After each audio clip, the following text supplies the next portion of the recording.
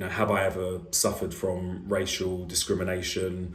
Like 100%. Just being exposed to things at a young age, I guess, has made me the person I am today. So I'm very thankful that I got to grow up in London and see the things that I saw and meet some of the people that I met. Back in 2007, showing my age a little bit, the recruitment industry definitely wasn't as diverse as it is now today. I remember working for many companies and being, one of the only minority or black people in the room. But it isn't really now until today when I look back and think, wow, that wasn't diverse at all. But it wasn't something that I used to think about a lot, because I just accepted that maybe I was going to be the only one of, only one of my kind that was at that company or in that industry or in that room at the time. Today, I obviously I'm aware of what that means a bit more than while I was younger. When you're a child, obviously you're not exposed to the things that we're exposed to as an adult. But I had a lot of different friends that were different colours, different ages, from different countries, spoke different languages. And I guess like when I look back on that now, I'm just very thankful that I had that exposure. As much as it was tough, and certainly when I speak to a lot of different people who maybe didn't grow up in such a diverse place, or didn't grow up on a council estate like I did, they weren't exposed to the same things as me. So without that, maybe I wouldn't be in the position that I'm in right now, trying to build an actual diverse business and I guess make a difference in the recruitment sector and also in the technology sector as well. In South London, there were a lot of like diverse things. If you were to go to a football club, there would be a lot of black players. But going into the city, certainly there, you could feel there was a difference. So if I get on the train in the morning or on the tube, and going to the city like in my suit and stuff, there definitely wasn't many other minority or black people working in the industry at that time. But again, that didn't faze me. I think that just made me more driven and more determined to make sure that I worked really hard and got to the top in the industry and sector that I worked in. But yeah, as I say, today, if I compare just today to 2007 when I started, it's definitely a lot different. And even just like myself now, I'm very thankful that I'm in the position that I am in, which is I'm a business owner. I have a diverse business. A lot of our staff are from minority backgrounds.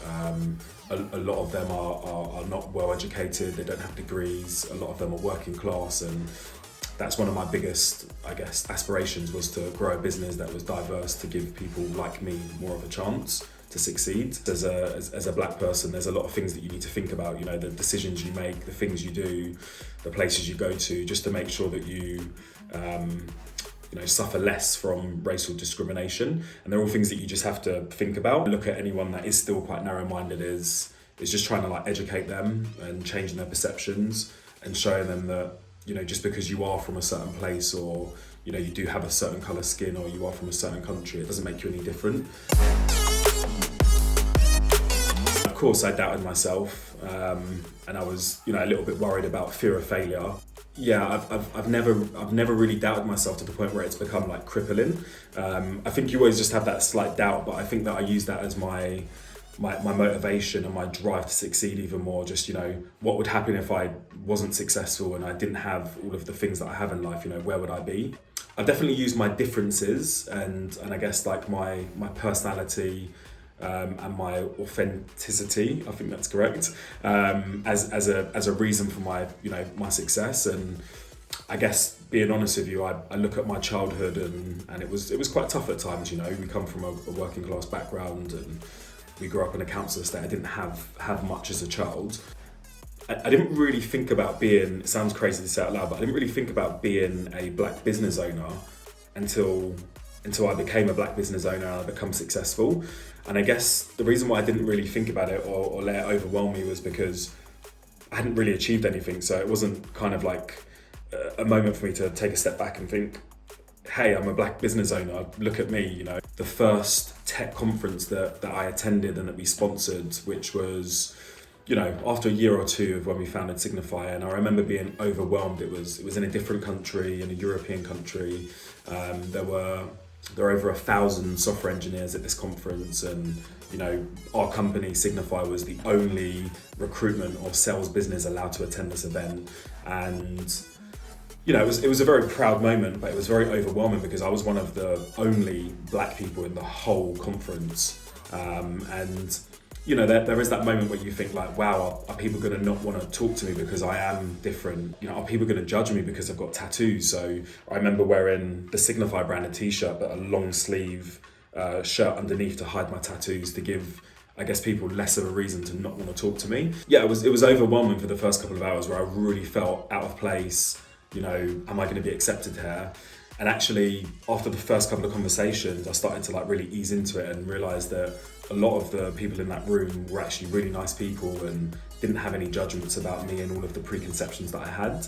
And it was actually an amazing conference. It was one of the most phenomenal experiences that I've had, and probably one of the reasons why we are so successful and part of the community, because we've been able to go out and meet people face to face and build real relationships. And since then we've done probably about 25 different conferences globally, and I've never felt that same imposter syndrome again, and to the point where now I go and I actually have my tattoos out because they are part of me. And again, in today's world where everyone wants to be more diverse, I think going to a conference and pioneering that I am diverse and so is my business has meant that more people want to work with us and partner with us. And we've been able to help and support a lot of people that are from underprivileged backgrounds. Clearly, like when I go to these events now, I meet so many people that I've met many, many times, and they come over and they don't give you handshakes anymore. They give you like a big hug.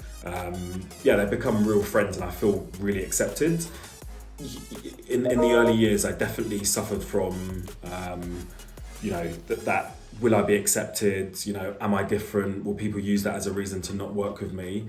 And actually, in the last few years, I thought, well, actually, I am different, and I've got my own personal story to tell. And I think the more that I show my personality, people will accept me for who I am, because I'm like authentic, like truly.